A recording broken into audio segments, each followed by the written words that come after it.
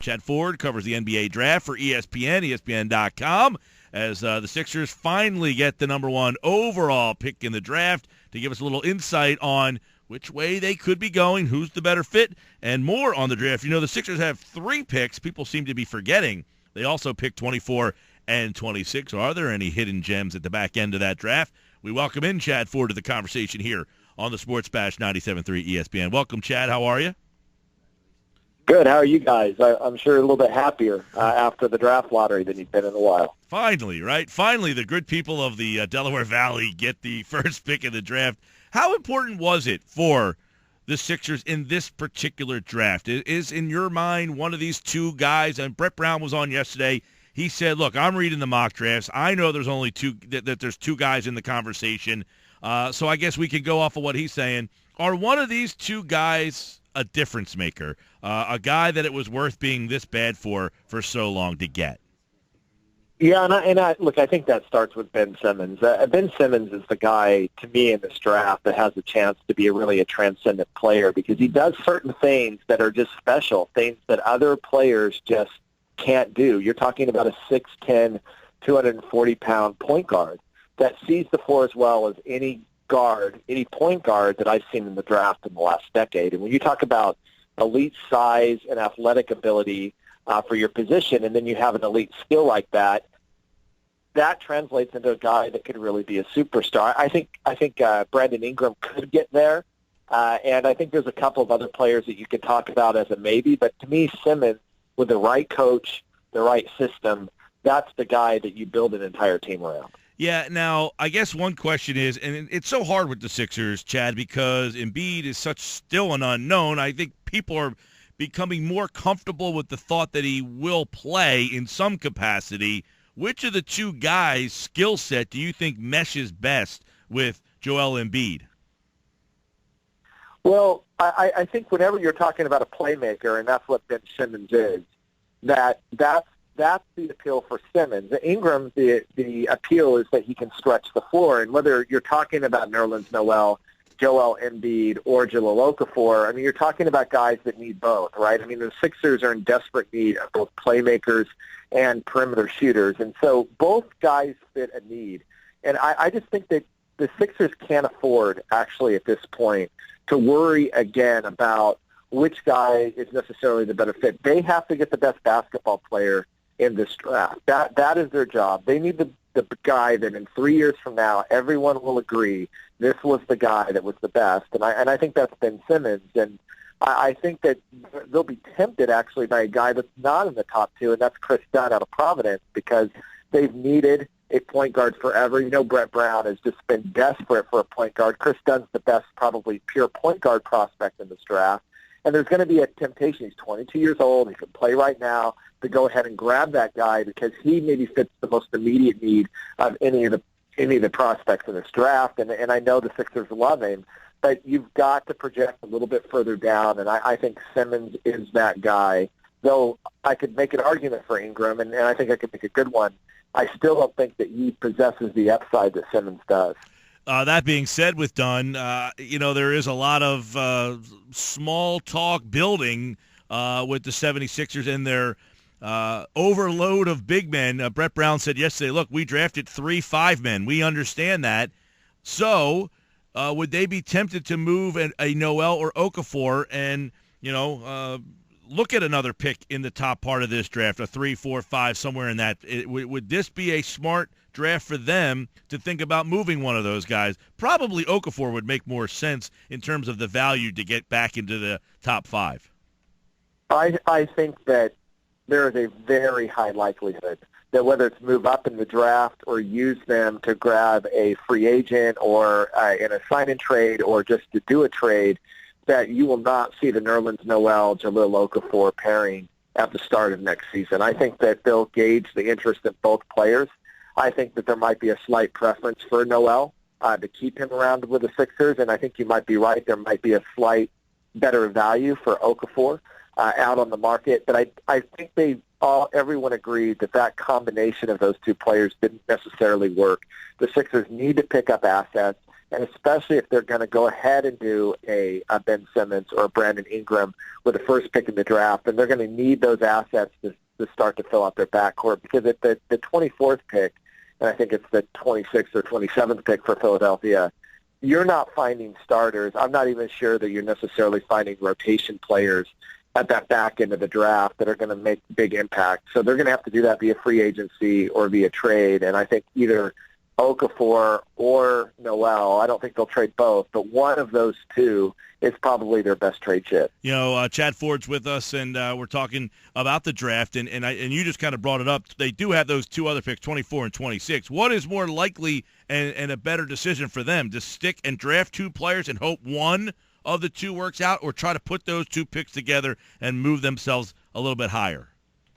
I just don't think it's going to get them much higher, and I don't necessarily think they're going to be able to turn those picks into future picks the way Sam Hinkie's loved to do in the past, in part because the draft next year is just so much stronger. We're looking at one of the best incoming freshman classes in the history of the draft coming in next year, and so I think that they're probably, most likely, if they're going to get value, they're going to have to draft, and I think they're going to look at guys like DeJounte Murray or maybe someone like a Thon Maker, someone who is a huge upside pick that's going to take several years to develop, and say we're going to try to get value there, have them in the D League, try to get them to develop, and then maybe we hit down the road, and perhaps a young international prospect's another option for them.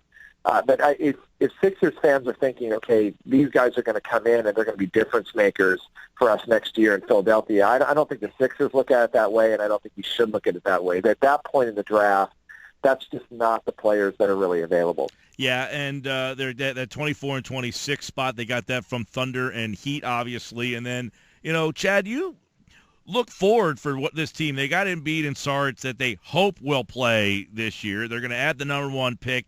But I think one of the things, the underrated part of what Hinkie did, like him or not, is they're going to have probably multiple picks potentially for the next 3 years. So it seems that they still have the ability to keep adding to what they have here. And as you just mentioned, next year's draft could be it could be a blessing in disguise if they didn't get that Laker pick.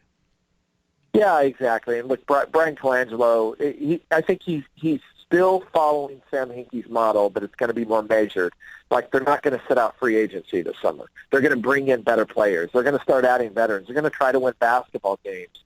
But they all agree the goal isn't to win 40 or 45 games for the Sixers. The goal is to win a championship, and that's primarily going to be done through the draft. And so they got to hit this.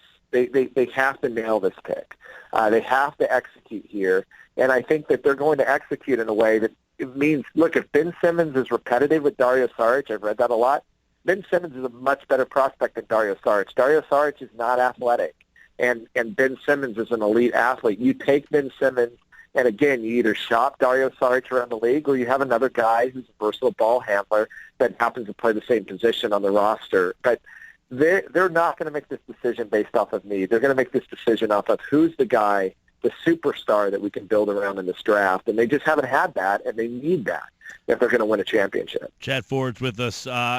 We know Simmons, Ingram. Who's your third favorite player at this point? You know, I bounce back and forth between three guys. Jamal Murray, I think he's the best scorer, best shooter in this draft. Chris Dunn, who I think is the best pure point guard in the draft and really tough. And then Dragan Bender, a guy that most U.S. fans won't know. He's playing in Israel. He's a Croatian. And he's not necessarily Kristaps Porzingis. They're different players. But he does bring some of the stuff that Porzingis brings to the table, in that he's a 7-footer. He can rebound. He can block shots. He can stretch the floor. I think he's a really intriguing pick.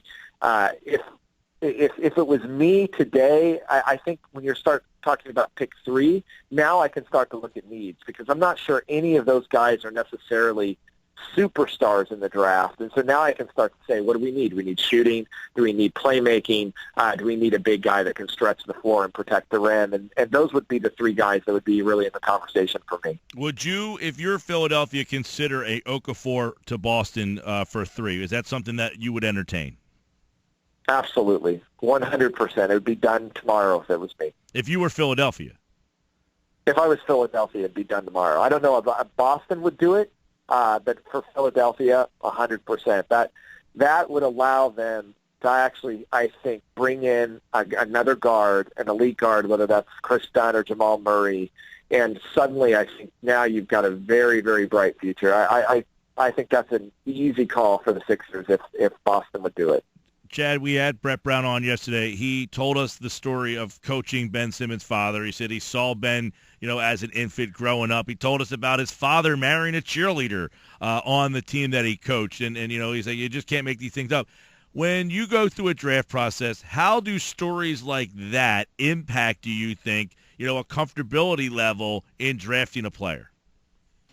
Well, it can cut either way. What Brett Brown hasn't totally said and been honest about is what does he actually think of the kid, right? Like, we know that he knows him, and he probably has insights into him that nobody else in the draft has, but what he hasn't said is, what are those insights? Do you want to coach him? Because there's questions about how coachable he is. There's questions about whether Ben Simmons is the guy that really wants to do everything possible to win. I think Brett Brown's going to be in about as good a position as anybody in this draft, ironically, to have a feel for that. And how much of that was a very messed up system at LSU and a bad coach and bad teammates versus how much of this is actually on this young man and immaturity and things like that. I actually lean towards that was an LSU issue, that was an issue of him being so vastly superior to his teammates and getting frustrated with the way that team was coached and the way that his teammates played, which I think is very natural for an 18, 19-year-old. I shy away from there's something fundamentally flawed with his character, but he's going to be in a position to know that, and he's also going to be in a position because of that relationship with his father to be able to maybe say, look, I'm the right coach for you because I get you, I understand the background that you grew up with, and you've got to trust me. And I actually do believe that Brett Brown is the best coach for Ben Simmons. I actually think the Sixers are the best environment for him to become the sort of player that he needs to be, because not every team and not every coach will be the right coach for Ben Simmons, because you have to be willing to put the basketball in the hands of a 6'10", 240-pound guy that on most teams would play power forward. And not every coach is going to be willing or able to do that with his roster. But the Sixers have that ability to do it. I think Brett Brown's not afraid to do it, and that's why I think it's such a great partnership. Just real quick, Chad Ford's with us, a couple bigger names. A lot of people saw Hield in the tournament. What is your take on where Hield fits best? Look, Buddy Hield I thought was the best scorer in college basketball this year. I think he's a lights-out shooter. He's an amazing kid. He's got this great drive, competitive drive. But I've got a couple of concerns about him. One, he's 22 years old. Two, for the first 3 years that he was in the league, he didn't shoot quite at that level, and that's a little bit concerning. Three, he's a little bit undersized for his position. He's a pure two-guard all the way. And four, he didn't really play defense at all for his 4 years at Oklahoma.